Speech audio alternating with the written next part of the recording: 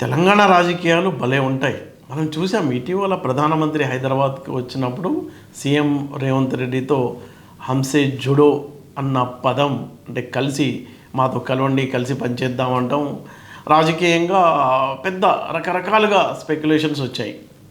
అంటే రెండు పార్టీలు, అంటే నేతలు, కాంగ్రెస్ పార్టీ బీజేపీ మధ్య రిలేషన్స్, లేకపోతే రేవంత్ రెడ్డిని మళ్ళీ బీజేపీ తీసుకెళ్లాలన్న రకరకాల చర్చలు. అయితే ఇప్పుడు లేటెస్ట్గా ఒక పక్కేమో బండి భగీరథకు సంబంధించిన కేసు విషయంలో ప్రతిపక్షాలు దుమ్మెత్తిపోస్తున్నాయి. కాంగ్రెస్ పార్టీలో కూడా చాలామంది నేతలు బండి సంజయ్ కేంద్ర మంత్రి పదవికి రాజీనామా చేయాలని డిమాండ్ చేస్తున్న నేపథ్యంలో కాంగ్రెస్ పార్టీకి సంబంధించిన ఎంపీ మల్లు రవి కేంద్ర మంత్రి బండి సంజయ్కు అండగా నిలబడ్డారు.